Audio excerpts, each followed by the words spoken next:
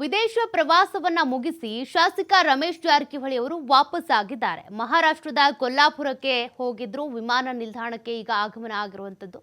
3 ವಾರದ ಹಿಂದೆ ವಿದೇಶಕ್ಕೆ ತೆರಳಿದಂತ ರಮೇಶ್ ಜಾರಕಿಹೊಳಿ ಅವರು ಈಗ ವಾಪಸ್ ಆಗಿದ್ದಾರೆ. ಕೊಲ್ಲಾಪುರದಿಂದ ನೇರವಾಗಿ ಗೋಕಾಕ್ ತಾಲೂಕಿಗೆ ಆಗಮನ ಆಗಿದೆ. ಈಗಾಗಲೇ ಬೆಳಗಾವಿಯಲ್ಲಿ ಏನೆಲ್ಲ ಬದಲಾವಣೆಗಳಾಗಿದೆ ನೀವು ಗಮನಿಸಿದ್ದೀರಾ. ಚುನಾವಣೆ ಸಂದರ್ಭದಲ್ಲಿ ಅಂತರವನ್ನ ಕಾಯ್ದುಕೊಂಡಿದ್ರು ರಮೇಶ್ ಜಾರಕಿಹೊಳಿ. ಸಹಕಾರಿ ಸಂಘದ ಚುನಾವಣೆಯಿಂದ ಅಂತರ ಕಾಪಾಡಿಕೊಂಡಿದ್ರು. ಜಾರಕಿಹೊಳಿ ಕುಟುಂಬದ ವಿರುದ್ಧ ವಾಗ್ದಾಳಿ ನಡೆಸಿದ್ದಾರೆ ರಮೇಶ್ ಕತ್ತಿ ಸಂದರ್ಭದಲ್ಲಿ.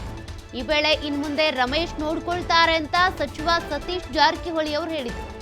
ಹಾಗಾದ್ರೆ ಕತ್ತಿ ವಿರುದ್ಧ ಸಮರ ಸಾರ್ತಾರ ರಮೇಶ್ ಜಾರಕಿಹೊಳಿ ಅಂತ.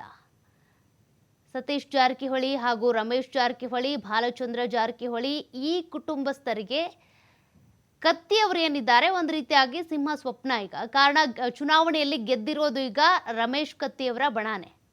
ಹೀಗಾಗಿ ರಮೇಶ್ ಜಾರಕಿಹೊಳಿ ಅವರೇನಾದರೂ ಕತ್ತಿಯವರ ವಿರುದ್ಧ ಸೇಡನ್ನು ತೀರಿಸ್ಕೊಳ್ಳೋದು ಅಥವಾ ರಾಜಕೀಯವಾಗಿ ತಂತ್ರಗಳನ್ನು ಬಳಸೋದು ಇದಕ್ಕೆ ಮುಂದಾಗ್ತಾರ ಅಂತ. ಯಾಕೆಂದರೆ ಇನ್ಮೇಲೆ ಏನೇ ಇದ್ರೂ ಕೂಡ ರಮೇಶ್ ಜಾರಕಿಹೊಳಿ ನೋಡ್ಕೊಳ್ತಾರೆ ಅಂತ ಸಚಿವ ಸತೀಶ್ ಜಾರಕಿಹೊಳಿ ಅವರು ಮಾರ್ಮಿಕವಾಗಿ ನುಡಿದಿದ್ದಾರೆ. ಏನು ಮಾಡಬಹುದು ಹಾಗಾದರೆ ಅಂತ.